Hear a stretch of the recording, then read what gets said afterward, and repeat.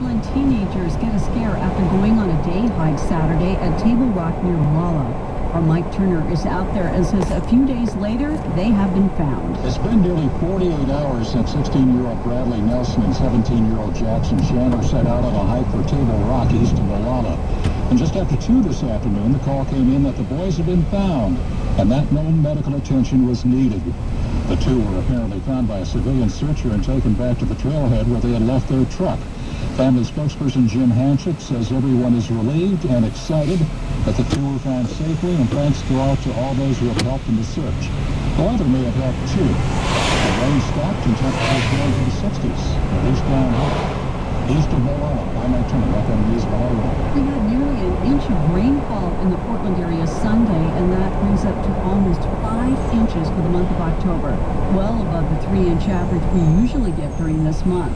Don't put that umbrella away though most of the week. That's right. FM News 101 traffic now with Tim Ryan. I-84 inbound getting really heavy at Grand, and there is a disabled vehicle. We thought maybe it was a wreck, but it's actually a disabled vehicle. There are 5 of them coming. It's on the shoulder, but still causing people to slow down and look. Highway 26 inbound. Traffic is really starting to fill. Also, it is taking a lot of moment. I fly really close to the interstate bridge.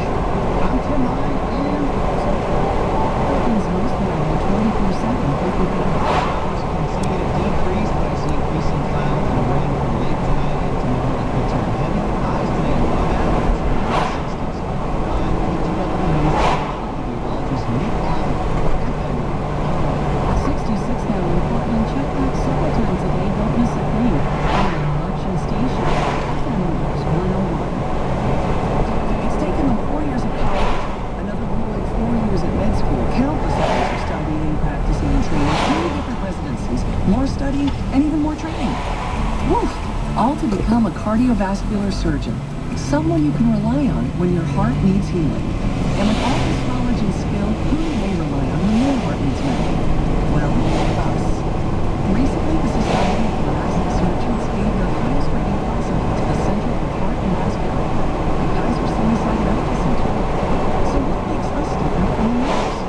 One thing, our holistic approach to care means we're with you from the initial diagnosis right through your post-treatment period, so you can get back to what matters most, life. So many experts agree to put their hearts in our hands. You might want to check us out too. Kaiser Permanente. Thrive.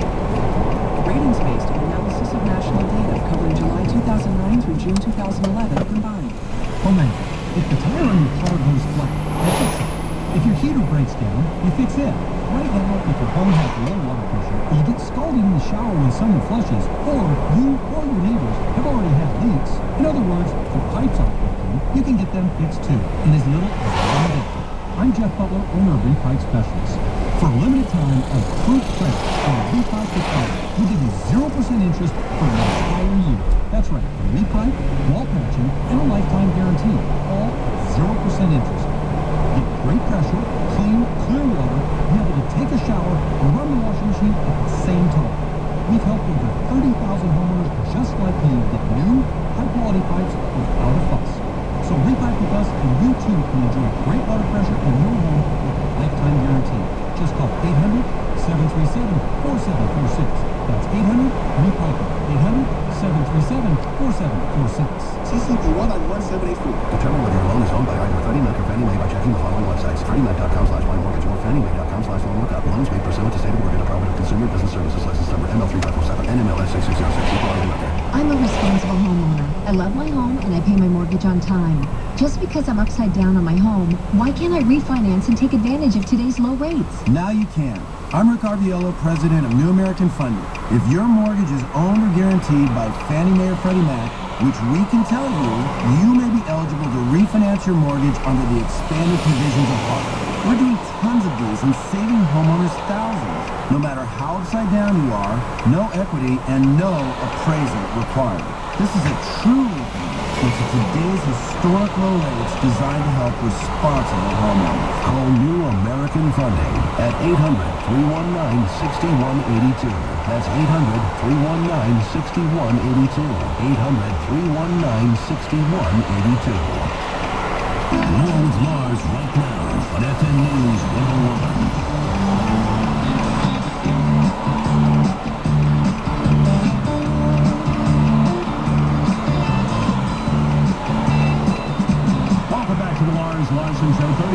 minutes after the hour. A pleasure. Welcome back to the program. Former presidential candidate John McCain, now a United States Senator. Senator, thanks for taking the time. Thanks, Lars. Thanks for having me on. And there's a lot going on. But I'm here in Ohio, and I've been traveling around the country, and I can report to you, I've been lots of meetings with veterans, and I can't recall ever being with veterans who are so angry about this Libya tragedy debacle.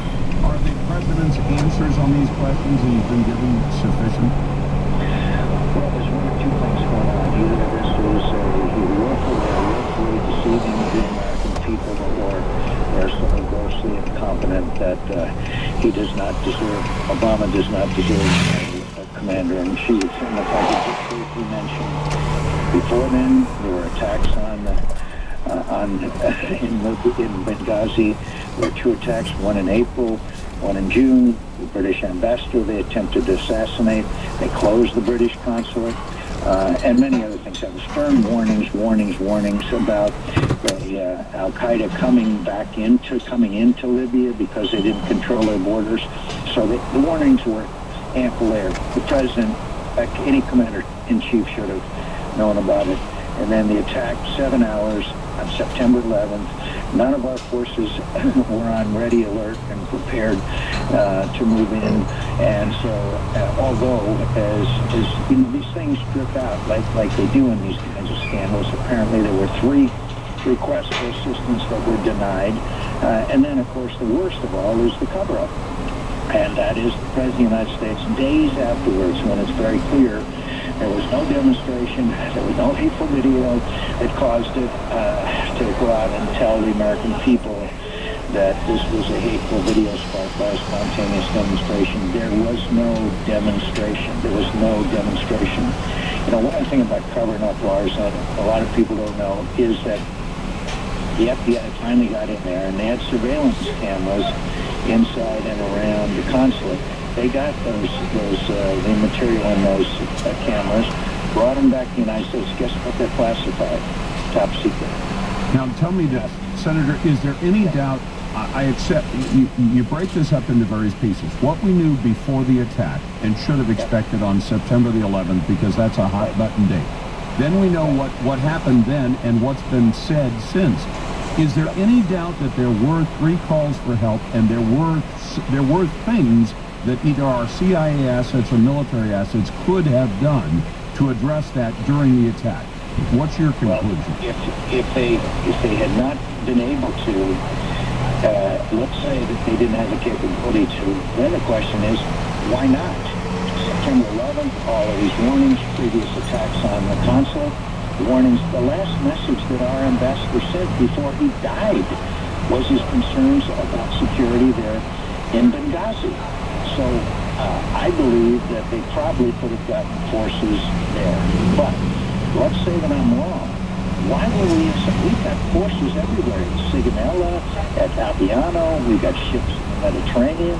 I mean, why didn't we have the capability if we didn't? And I happen to believe they had the capability.